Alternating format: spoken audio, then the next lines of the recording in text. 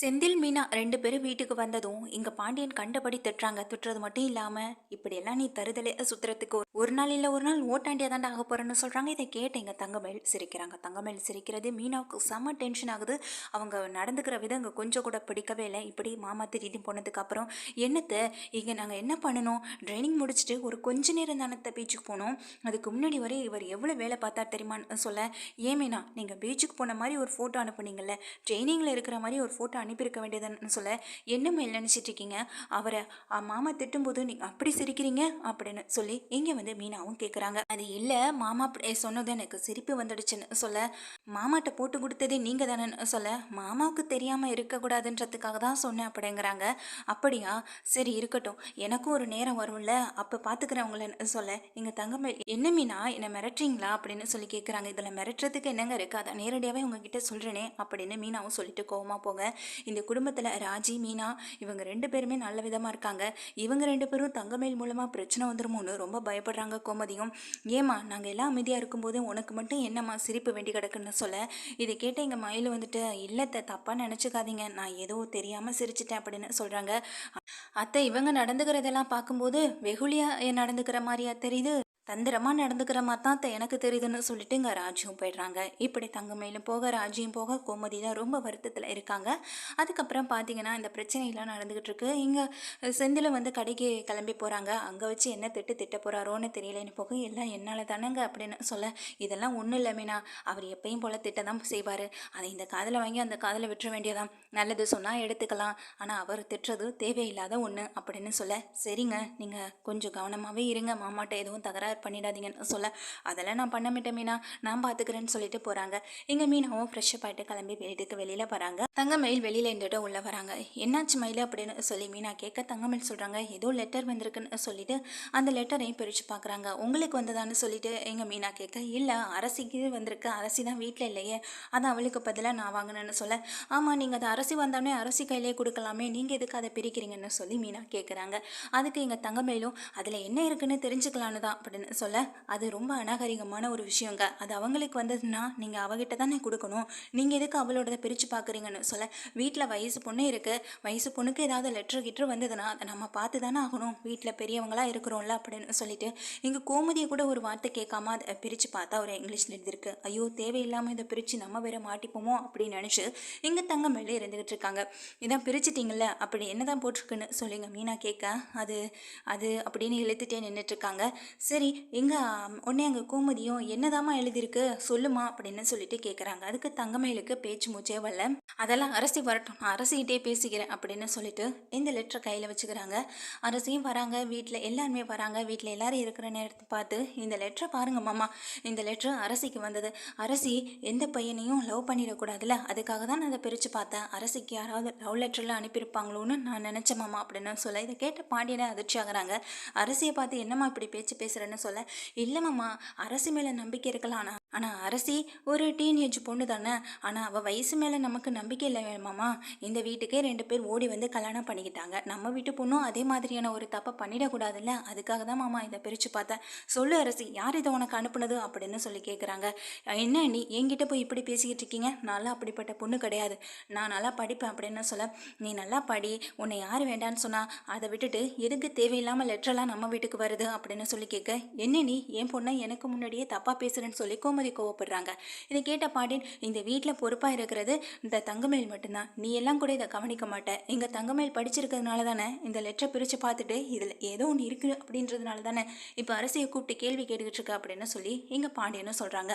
ஆமாம் மயில், இதை தான் நீ பிரித்து படித்து பார்த்துருப்பியே, இதில் என்ன எழுதியிருக்கு, யார் அனுப்பியிருக்கா அப்படின்னு சொல்லி கேட்க, இல்லை மாமா நான் படிக்கலாம் இல்லை, அதான் நான் அரசிக்கிட்டே கேட்கலான்னு நினச்சேன், ஆனால் இதில் ஏதோ ஒரு ஆம்பளை பேர் மட்டும் போட்டிருக்கு மாமா, கண்டிப்பாக யாரோ எவனோ ஒருத்தன் தான் நம்ம அரசிக்கு லெட்டர் அனுப்பி விட்டுருக்கான் அப்படின்னு சொல்கிறாங்க. அண்ணி தேவையில்லாமல் பேசாதீங்க அண்ணே அதை பற்றி தப்பா அப்படின்னு சொல்ல, இங்கே செந்தில் கதிர் 2 பேருமே அரசிக்கு சப்போர்ட் பண்ணி இங்கே தங்கமயில பேசுகிறாங்க. என்ன நீங்கள் எதையுமே தெரியாமல் இப்படி யாரோ ஒருத்தவங்க நான் பேர் போட்டு வந்திருக்குன்னா அது அரசி மேலே தான் தப்புன்னு சொல்லி இப்படி எல்லாம் முன்னாடி பேசுகிறீங்கன்னு சொல்ல, நீங்கள் 2 பேரும் பேசாதீங்க தம்பி, ஏன்னா நீங்கள் 2 பேரால் தான் எங்கள் அரசி கெட்டு போயிடுவாளோன்னு எனக்கு ஒரு பயம் இருக்குது அப்படின்னு சொல்கிறாங்க. இதை கேட்டு எங்கள் மீனாவுக்கும் ராஜிக்கும் கொஞ்சம் கூட பிடிக்கவே இல்லை. தங்கமயில் பேசுகிறது ரொம்ப வெறுப்பாக இருக்குது, எதுக்காகங்க இப்படி பேசிகிட்டு இருக்கீங்க அப்படின்னு சொல்லி இங்கே கேட்குறாங்க. பாண்டியன் வந்துட்டு எங்கள் தங்கமயிலுக்கு தான் சப்போர்ட் பண்ணுறாங்க. அப்போ உங்களுக்கு கூட என் மேலே நம்பிக்கை இல்லையா அப்படின்னு சொல்லி கேட்குறாங்க எங்கள் அரசி. அதுக்கு பாண்டியனும், நம்பிக்கைலாம் இல்லாமல் ஒன்றும் இல்லைப்பா, ஆனால் வீட்டுக்கு ஒரு லெட்ரு அதுவும் ஆம்பளை பேர் போட்டு வருதுன்றப்போ அதை பற்றி விசாரிச்சு தானே ஆகணும். முதல்ல அந்த லெட்டரை வாங்கி பிரித்து படின்னு சொல்ல அந்த லெட்டரை வாங்கி பிரித்து படிக்கிறாங்க. ரொம்ப சந்தோஷப்படுறாங்க. இதை பார்த்துட்டு தங்கமேல் சொல்கிறாங்க, என்ன ஆச்சு அரசி, யார் அனுப்பியிருக்கா உனக்கு? அதுவும் அந்த லெட்டரை பிரித்து பார்த்ததும் உன் முகத்தில் ரொம்ப சந்தோஷமாக தெரியுது, எவன் அனுப்புனதுன்னு சொல்லு முதல்ல அப்படின்னு சொல்லி கேட்குறாங்க. இங்கே உடனே கோமதி பக்கத்தில் வர, என் பொண்ணை பார்த்தி நீ இங்கேயே வந்து எல்லாரும் முன்னாடி அசிங்கப்படுத்தி பேசுறியா மயில் அப்படின்னு சொல்ல, அத்தை நான் இந்த மாதிரி நம்ம குடும்பத்துக்கு எந்த அசிங்கமும் வந்துடக்கூடாதுன்றதுக்காக தான் நான் இப்படி பேசுகிறேன்னு சொல்கிறாங்க. கோமதி அமைதியாக அப்படியே இங்கே பாண்டியனுக்காக கொஞ்சம் பொறுமையாக இருக்காங்க. நேரம் பார்த்து எங்கள் அரசி படிச்சுட்டு யார் என்ன எழுதியிருக்கா அப்படின்னு எங்கள் கோமதி கேட்க, அதுக்கு எங்கள் அரசி சொல்கிறாங்க, இல்லைம்மா அப்பா ஐஏஎஸ் ஆகணும்னு ஆசைப்பட்டார் இல்லையா, அதனால தான் ஒரு கிளாஸ் சேர்கிறதுக்காக நான் ஒரு அப்ளிகேஷன் ஃபில் பண்ணி போட்டேன். இப்போ அதில் எனக்கு சேர்கிறதுக்கான ஒரு வாய்ப்பு கிடச்சிருக்கு, அதுக்காக தான் எனக்கு இந்த லெட்டரை அனுப்பியிருக்காங்க, இப்போ வந்து ஜாயின் பண்ண சொல்லியிருக்காங்கம்மா அப்படின்னு சொல்கிறாங்க. இதை கேட்டு எல்லாரும் சந்தோஷப்பட்டாலும் மொத்த குடும்பமும் எங்கள் தங்க மேலே பார்த்து முறைக்கிறாங்க.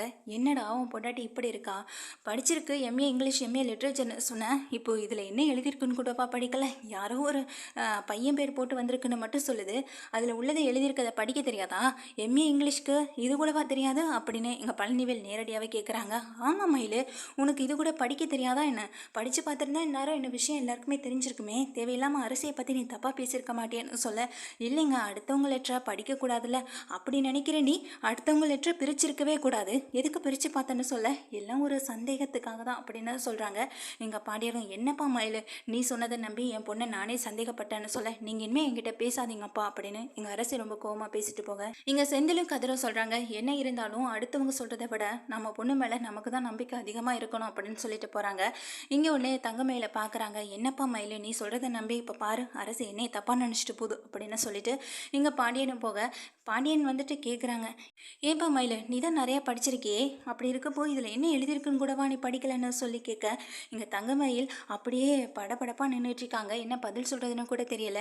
ஏங்க நீங்கள் இங்கே படிச்சிருக்கீங்க, இதை நீங்கள் சொல்லியிருக்கலாம், அதை விட்டுட்டு தேவையில்லாமல் எதுக்காகங்க இந்த பிரச்சனையில் எங்களை ரெண்டு பேரையும் இழுக்கிறீங்க, இந்த வீட்டுக்கு நாங்கள் எப்படி வந்தோன்னு முக்கியம் இல்லை, இந்த வீட்டில் எப்படி வாழுறோன்றதான் முக்கியம், அடுத்தவங்க மனசை இது நாள் வரைக்கும் இந்த வீட்டுக்கு வந்ததுலேருந்து நாங்கள் கஷ்டப்படுத்தினது கிடையாது, ஆனால் நீங்கள் வந்ததுலேருந்து அதை மட்டும்தான் பண்ணிக்கிட்டு இருக்கீங்க. நீங்கள் ராஜை டியூஷன் வைக்க விடாமல் பண்ணீங்க, என்னையும் செந்திலையும் எங்கள் மாமா கிட்ட பீச்சுக்கு போகணுன்னு சொல்லி போட்டு கொடுத்தீங்க, அடுத்ததான் இப்போ அரசியோட மனசையும் கஷ்டப்படுத்துறீங்க, இன்னும் யார் யார் மனசை நீங்கள் கஷ்டப்படுத்தி இந்த வீட்டில் சந்தோஷமாக இருக்கணும்னு நினைக்கிறீங்களோ தெரியலை அப்படின்னு சொல்லிட்டு போக, அந்த வகையில் உங்களை விட நாங்கள் ரொம்பவே கொடுத்து வச்சவங்க தான் அப்படின்னு சொல்கிறாங்க. இதனால் தங்கமயிலுக்கு ரொம்பவே அசிங்கமாயிடுது. அது மட்டும் இல்லாமல் எங்கள் மீனாவும் ராஜேஷ் சொல்கிறாங்க, எனக்கு என்னமோ நீங்கள் எம்ஏ இங்கிலீஷ் தான் முடிச்சிருக்கீங்களான்ற ஒரு சந்தேகமே வருதுன்னு சொல்ல, இங்கே உடனே தங்கமயிலா இல்லை நான் படிச்சிருக்கேன் அப்படின்னு சொல்கிறாங்க.